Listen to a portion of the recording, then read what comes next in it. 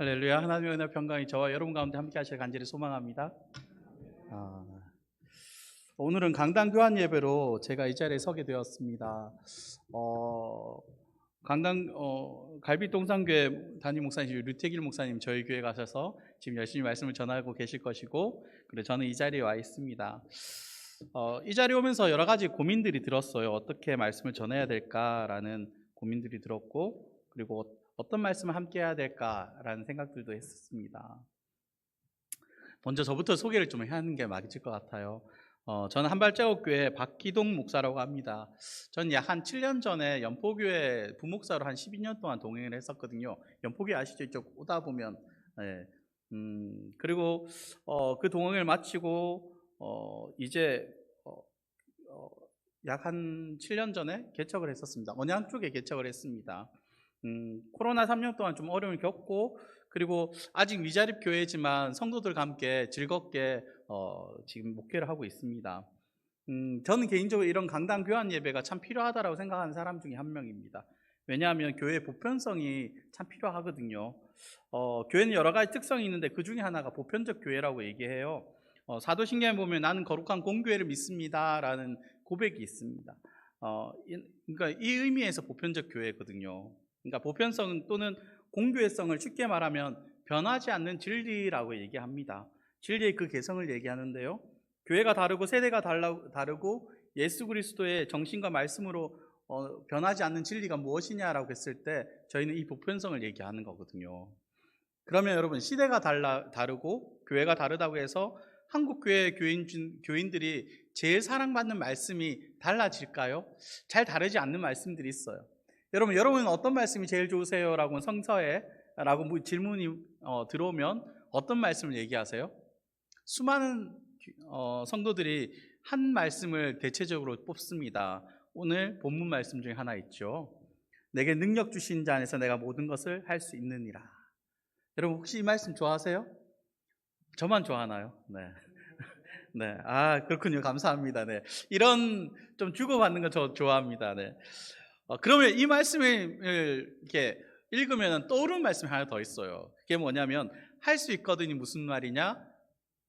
믿는 자에게 뭐라 할까요? 믿는 자에게는 능치 못할 일이 없느니라. 제가 24살에 처음 교육전사를 나갔습니다. 그리고 26세 다시 교회를 옮겨서 갔거든요. 그때 중고등부 사역을 하기로 하고 교회를 사역을 나갔어요. 근데 제가 교회 부임하고 나서 보니까 부목사님께서 나가시는 거예요. 사임하시고 나가셨어요. 그러다 보니까 다시 부목사님을 청빙하게 되었고, 그 부목사님이 중고등부를 맡게 된 거예요. 저보고 그래서 담임 목사님께서 11월 달에 오시더면 이런 얘기를 하시는 거예요. 박 전도사, 유아 유치부를 좀 맡아줘야겠다. 네. 혹시 유아 유치부 맡으신 분들 계신 적 있으시죠? 제가 그 이전에는 중고등부만 했거든요. 그러니까 아이들에 대해서 전혀 모르는 거예요. 총각이죠. 26살 총각이죠.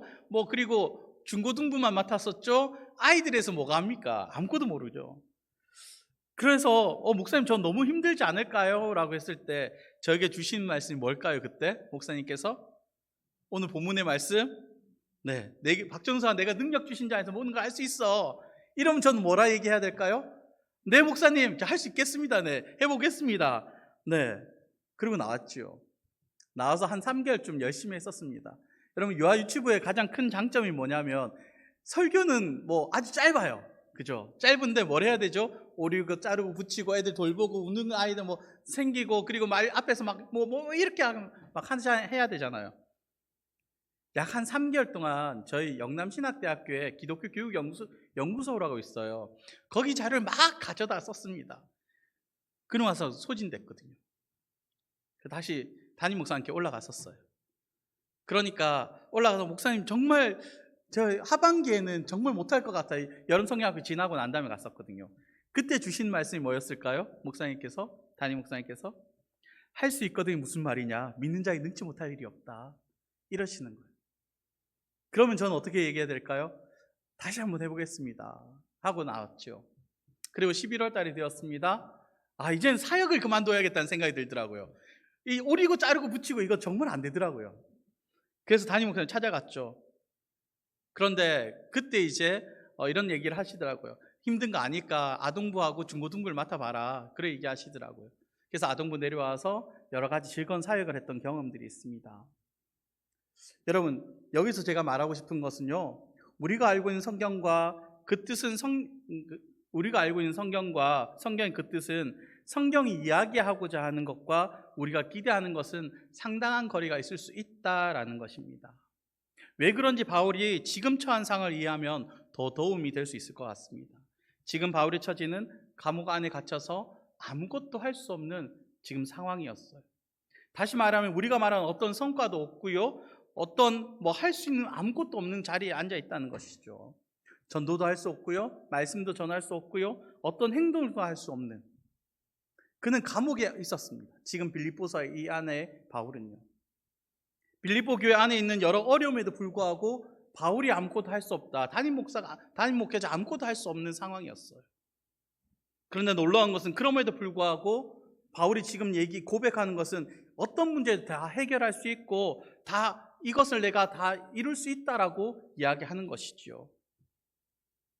제가 처음 개척했을 때 저는 저희 가족만으로 시작했습니다. 많은 염려와 걱정들과 근심들 어린 시선으로 저를 바라봤습니다. 그때 저는 이 말씀을 가슴에 꼭 품었어요. 실은 내게 능력 주신 자 안에서. 여러분, 어떤 말씀이 나에게 들어왔을 때 그 말씀이 힘이 되잖아요. 하나님께서 함께 하시는데 개척할 수 있어. 하나님께서 나를 쓰셔서 분명 부흥케 하실 거야. 그런데 웬걸요? 정말 빛의 길이 딱 보이더라고요. 여러분이 아는 빛과 저희가 아는 빛이 다를 수 있어요. 여러분이 아는 빛은 치읓의 빛이고 제가 아는 빛은 지읒의 빛입니다. 정말 그 빛의 길이 쫙 일어서더라고요. 교회 막상 이제 그 연포교에서 나오니까 막상 집이 문제인 거예요. 그리고 저희가 강동이 처음에 개척을 하려고 했거든요. 근데 강동에 개척을 하려다 보니까 거기 집을 얻고 또 저희 와이프가 저희 5명만 이렇게 개척을 하다 보니까 와이프 일을 해야 돼서 직장을 강동에 얻었어요. 그런데 막상 그 강동 지역이 그때 당시에 너무 월세가 올라 버린 거예요. 그러니까 거기 구할 수 없어서 다시 언양에 구하게 되었죠. 그러니까 강동에서 언양까지 1시간 거리거든요. 매일 또는 일주일에 몇 번씩 오가기도 했었습니다. 교회에서 잠을 자면서 새벽 예배를 드리기도 했고요. 오랜 시간 5명이 채 안 된 숫자의 예배를 드리고, 그리고 주변에 전도하다 욕먹기도 하고, 저는 물티슈로 열심히 전도했거든요. 전도지 들고요. 근데 옆에 큰 교회가 있었어요. 큰 교회에서는 국수 전도도 하고 어떤 고급진 것 가지고 전도하기도 하고 저희 교회 바로 옆에서 또 전도하기도 하더라고요. 참 마음이 불편했었습니다. 거기서는 저는 혼자서 이렇게 주고 있는데 거기는 왁자지껄하면서 이렇게 여러 가지 국수 주고 여러 가지를 하는데 마음이 좀 불편하더라고요. 그러다가 코로나를 맞이했습니다.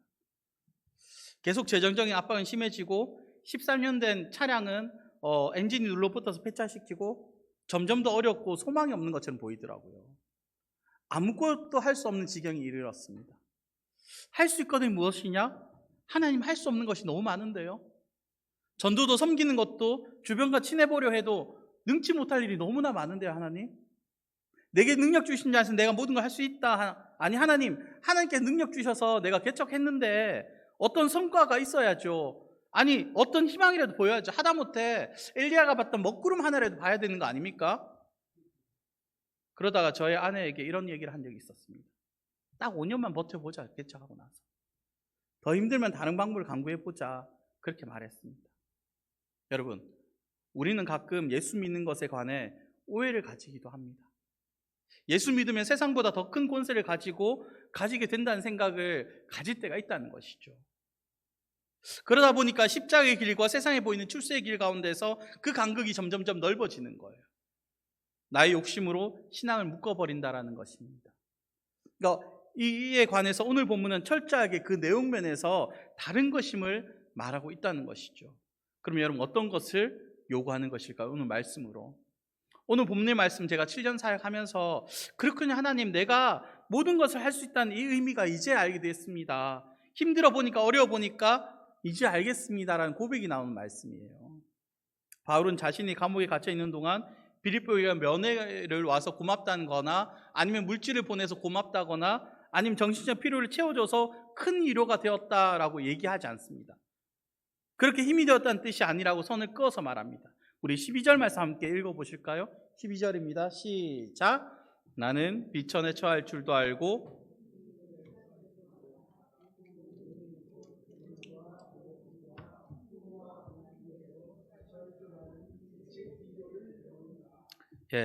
여러분 여기서 풍부와 궁핍의 간극은 엄청난 것이지요. 그런데 이것을 아는 일체의 비결을 배웠다라는 것은 어떤 의미일까요? 이 말씀을 좀 더 건조하게 말하면 풍부와 궁핍에서 오는 간극의 거리가 나에게는 일상이었다라는 것입니다. 여러분 이 일상 살아가고 싶나요? 갑자기 좋아졌다, 갑자기 나빠졌다. 그렇기 때문에 그 거리가 느껴진다는 것이죠. 그러면 여러분 이 지점에서 우리 신앙의 어려움이 어디서인지 한번 곰곰이 생각해 보십시다. 우리 또한 어려움이 바로 이 풍부와 궁핍이라는 간극에서 오는 것이 아닐까요? 하나님 왜 이랬다 저랬다 하세요? 제가 좀 편한 거 못 봐주세요. 저 잘 나가다 왜 이렇게 꼬라박으세요? 아니 왜 나이도 들고 힘도 없고 돈도 없고 명예도 없고 왜 이렇게 나를 내버려 두세요? 내가 예수 잘 믿었는데 왜 하나님이 이 길 가라고 해놓고 응답 없으세요? 이 어려움을 왜 그대로 내버려 두시나요? 왜 그냥 내버려 두시나요? 왜 여전히 알 수 없고 깨달을 수 없는 이 길에 나를 그냥 내버려 두시나요? 이런 현실적인 갈등이 우리 가운데 있다는 거예요.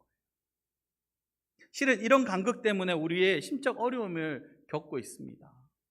그냥 하나님께서 나의 삶을 평안하게 쭉 이어지면 얼마나 좋을까요? 예수 믿었으면 그냥 편안하게 파도 없이, 예수 믿었으니까 순교도 어려움도 괴로움도 없이 세상적인 축복만 가득히. 그런데 여러분 이런 생각에는 한 가지 함정이 있습니다. 누구의 의지가 반영된 것인가 하는 것이죠. 여러분 누구일까요? 바로 나 아닙니까? 내가 하고 싶은 대로 하고 싶다. 예수 그리스도를 구주로 고백한다는 의미는 내가 내 중심에 하나님 모시겠다라는 결단 아닙니까? 이제 하나님이 주인이십니다라는 고백 아닙니까? 다시 말하면 영적으로 산다는 것은 내가 살고 있는 일상의 삶의 여정을 하나님께 주관하시도록 내어 맡긴다는 것이죠. 그렇게 신뢰하며 일상을 살아내겠다라는 고백입니다. 예수 그리스도를 구주로 고백하지 못할 때는 내가 죄인인 줄도 몰랐고요. 그리고 오히려 내가 이렇게 착하게 사는데, 법 없이도 사는데, 내 아직과 고집에 막 묻혀서 세상을 그냥 살아가도 괜찮은데, 그런데 하나님이 누군지 알게 되었어요. 예수 그리스도 십자가의 순종을 믿게 되었습니다. 하나님 뜻에 맞게 내가 이제 내 인생을 열심히 살려고 합니다. 열심히 살려고 뭔가를 결단했습니다. 마치 제가 하나님 이제 한 발자국 교회 부흥을 주십시오. 하나님이 개척하라고 하셨잖아요. 집에 들어가지 않고 새벽 예배도 드렸고요. 그리고 열심히 주의 복음도 전하고요. 정말 열심히 모든 걸 다 했습니다. 요구르트 들고 음료수 들고 주변에 직장도 찾아가고 가게도 찾아가고 전방도 찾아가고 다 찾아갔습니다. 이거 하나님 뜻이잖아요. 그런데 왜 이렇게 내버려 두세요? 그냥 열심히 했는데. 근데 여기서 우리가 생각해 봐야 할 것은 열심히 살리라라는 이 다짐이 누구의 열정인가 하는 질문입니다. 이 지점을 알고 보면 함정일 수도 있다는 거예요. 열심히 사는 것조차 그분의 의지에 맡기고 있는 것인가 라는 것입니다. 다시 말하면 내가 깨우친 예수, 내가 만난 예수, 내가 체험한 구원, 이런 것이 사실은 내가 예수 믿기 전에 이미 하나님께서 예비해 두시고 이미 이루셨다는 것에 대한 이해로 그것으로 인해서 그분을 신뢰하고 있느냐. 그러니까 그분을 신뢰하면 나의 삶을 맡기는 것이죠. 분명히 내가 어떤 선택을 하든지 그분의 선하시고 기쁘신 뜻으로 나를 인도해 주실 것이라는 믿음, 그 신뢰가 저는 영성이라고 좀 생각합니다. 얼마만큼 더 신뢰하느냐. 아니 어떤 상황이라도 신뢰하고 있느냐. 순교의 상황이라 할지라도, 아니 내가 망한 자리에 있다고 할지라도 신뢰하고 있느냐. 12 제자들이 순교한 그 상황에서 어떤 사람 망한 자리라고 봤을 것이고 어떤 사람 순교의 자리라고 봤을 것이고 자신은 영광의 자리라고 봤을 것입니다. 그 상황에서 신뢰하고 있느냐는 질문이죠. 얼마만큼 신뢰하느냐. 베드로가 물 위에 걸었을 때의 신뢰, 제자들이 예수를 부인했을 때의 신뢰, 둘 다 예수를 아는 상황이었습니다. 제가 개척하면서 깨달은 것이 실은 이 신뢰였어요. 지금 너 나를 신뢰하고 있느냐? 너 지금 계속 빛의 길로 걸어가는데 몇 억의 빛이 있고 주변의 시선과 어려움이 여전히 나를 신뢰하지 못한 상황이 있지만, 그러나 성도의 숫자가 늘지 않는다 할지라도, 지금 사례를 못 받고 있고 은퇴할 때까지 그런 상황이 된다 할지라도 너 여전히 나를 신뢰하며 목회할 수 있겠느냐? 이 질문. 그때 저의 고백이 이젠 하나님 신뢰합니다. 신뢰하고 말고요. 우리의 노력과 헌신, 물론 하나님 기뻐하십니다. 나의 헌신과 나의 노력과 나의 열심을 하나님 기뻐하세요. 그러나 그리고 그분의 역사 안에서 우리의 일상을 녹여가는 것, 그리고 녹여가면서 하나님의 역사를 만들어 가십니다. 그것 또한 사실입니다. 그렇지만 하나님 역사에 동참한다는 것은 예수 그리스도를 통해 구원으로 부르셔서 자녀 삼으신 하나님께서 우리 각자의 부르신 목적과 뜻, 그 지향점을 알고 나아가는 것이죠. 어떻게 나를 만들어 가신가를 그분에게 맡기는 것이지요. 어떻게 맡기는 걸까요? 순종과 동참으로. 모세의 인생을 만들어 가시고 아브라함의 인생을 만들어 가셨던 토기장이신 그분을 신뢰하며 순종하는 것이 바로 내가 짊어지고 가야 하는 십자가의 복종 아닐까요? 우리 일반적으로 영성이라 할 때 근엄하고 넉넉하고 그리고 부드러운 것들을 얘기할 때가 많이 있잖아요. 영성이라고 얘기하면 저분 좀 온화한 이미지가 있으면 영성이 있어 보여라고 합니다. 근데 교회는 그렇지 않아요. 알고 보면. 그래서 교회 직분을 맡고 사역할 때 좀 근엄하게 보이려고 하고 부드럽게 보이려고 하는 경향이 있습니다. 그런데 여러분 생각해 보십시오. 말투가 거친 예언자가 있었고요, 하나님께 욕한 예언자도 있었습니다. 내가 죽기까지 하나님 말씀 맞는가 한번 봅시다 라고 따진 예언자들도 있었습니다. 이분들의 영성이 엉망일까요? 이분들보다 여러분이 더 영성이 좋다라고 얘기할 수 있을까요? 아마 어려울 거예요. 더욱 놀라운 것은 이런 생각들도 하십니다. 내가 진정으로 기도만 하면 하나님께 다 이루어지실 거야. 진심으로 기도만 하면. 다시 말하면 이 부조리한 상황에서 내가 어떤 권력을 주셔서 바뀌게 만드실 것이고, 내가 손에 입은 것을 욥처럼 아브라함처럼 보상해 주셔서 이 어려움을 벗어나게 해주실 것이야 생각하며 소위 거룩한 때를 쓰시는 분들이 계십니다. 내가 예수 믿어 내 인생 바치니까, 이런 거죠. 소위 내가 예수 믿어 내 인생 바치니까 하나님께서 내 편 드셔서 나에게 힘을 주셔야 합니다. 이런 등식이라는 거죠. 그런데 오늘 놀라운 것은 오늘 본문만은 그렇지 않다라고 얘기하고 있다는 거예요. 알고 보면 바울보다 더 거친 사람 없잖아요. 자기를 도왔고 직접 예수님께 부르시고 가르침 받던 베드로를 욕한 사람, 바울 아닙니까? 그리고 여기 모인 모든 성도들 중에 바울만큼 더 거친 사람이 드물 거예요, 아마. 그런 바울이 오늘 본문에서 하는 고백이 뭐냐면 이거예요. 내가 자족하기를 배웠다. 그리고 비천을 처할 줄도 안다. 풍부에 처할 줄도 안다. 배고픔도 배부름도 다 처해봤는데 그거 이제 익숙해. 이렇게 고백하는 거죠. 그리고 이런 상황, 이런 상반된 차이가 문제되지 않는데 그 일체를 상반된 문제가 되지 않는 일체의 배기를 배웠는데 그것이 바로 하나님의 일하심이라는 거예요. 이 모든 것이 나에게 문제가 되지 않는 그 이유가 하나님의 일하심이라는 겁니다. 이 모든 것이 하나님께서 나를 통해 일하시는 방법이라는 것을 신뢰하기에 난 하루하루 일상을 살아내면서 나를 훈련시킨 하나님을 인해 그 일에 순종하며 살아갈 것이다 라는 것이죠. 그러면서 고백하는 것이 12절이에요. 13절이에요. 그러면서 고백하는 것이. 우리 13절 말씀 함께 읽어보실까요? 시작.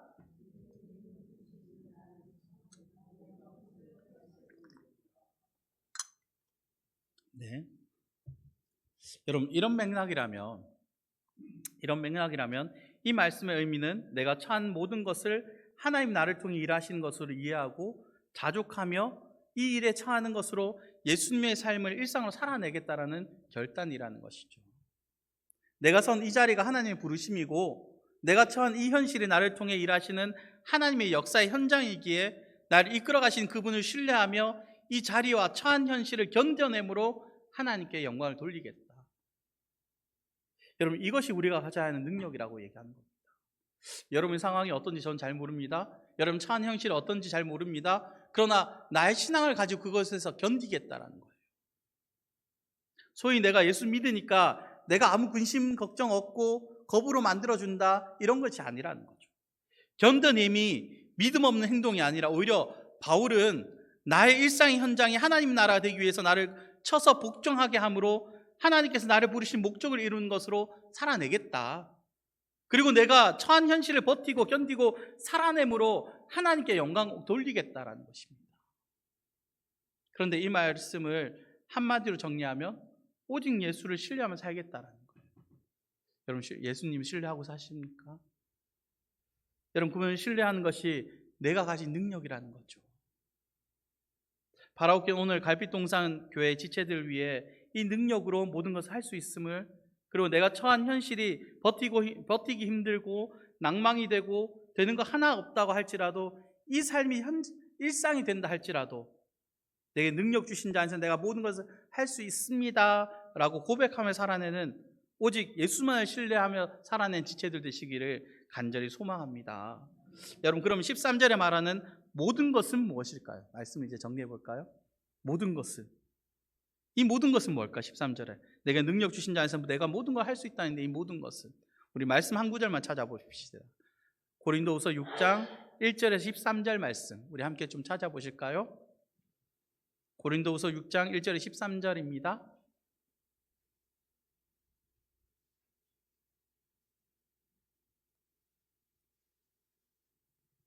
우리 함께 한 목소리 좀 읽어봤으면 좋을 것 같아요. 고린도후서 6장 1절에 13절 말씀,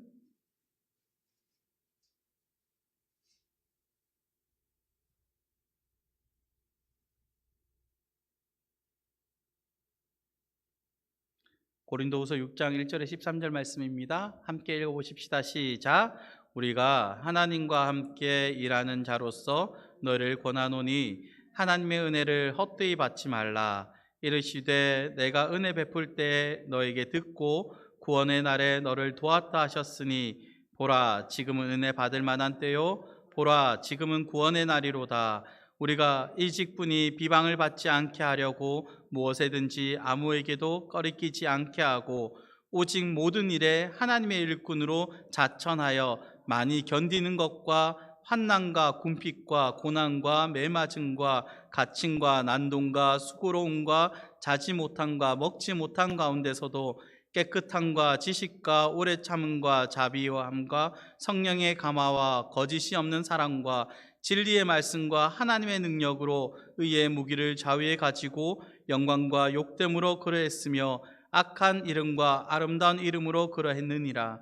우리는 속이는 자 같으나 참되고 무명한 자 같으나 유명한 자요 죽은 자 같으나 보라 우리가 살아있고 징계를 받는 자 같으나 죽임을 당하지 아니하고 근심하는 자 같으나 항상 기뻐하고 가난한 자 같으나 많은 사람을 부유하게 하고 아무것도 없는 자 같으나 모든 것을 가진 자로다. 고린도인들이여 너희를 향하여 우리의 입이 열리고 우리의 마음이 넓어졌으니 너희가 우리 안에서 좁아진 것이 아니라 오직 너희 심정에서 좁아진 것이니라. 내가 자녀에게 말하듯 하노니 보답하는 것으로 너희도 마음을 넓히라. 아멘. 여러분 오직 하나님의 일꾼답게 처신한다는 것이죠. 그 가운데 환난과 궁핍과 고난과 매맞음과 난동과 수고로움과 자지 못하고 먹지 못하는 이 모든 상황 속에서도 이 일상을 견디는 능력을 하나님이 주시기에 이 모든 일을 할 수 있음을 고백한다, 이 이야기인 것입니다. 그러기에 10절입니다. 우리 10절만 다시 한번 읽어볼까요? 근심하는 자 같으나 항상 기뻐하고 가난한 자 같으나 많은 사람을 부유하게 하고 아무것도 없는 자 같으나 모든 것을 여러분 근심하는 상황이 바뀌어서 기뻐할까요? 가난한 자가 역전되어 부자가 되어서 다른 사람을 부유하게 만드는 것일까요? 모든 것을 가졌기에 이런 고백을 하는 것일까요? 아닙니다. 지금 처한 상황 그대로 있다 할지라도 내게 능력 주신 자가 누구인지 알기에 이 일에 처한다 할지라도 이미 일체의 비결을 배웠다는 것이죠. 그러기에 내가 모든 것을 견딜 수 있다는 것입니다. 내가 어떤 상황이 있다 할지라도 하나님을 신뢰하며 견딘다는 것, 그리고 주의 일에 선한 능력으로 살아간다는 것, 이 삶이 저와 여러분에게 능력 주신 자 안에서 모든 것을 할 수 있는 일로 일상을 살아가는 저와 여러분 되시기를 간절히 소망합니다.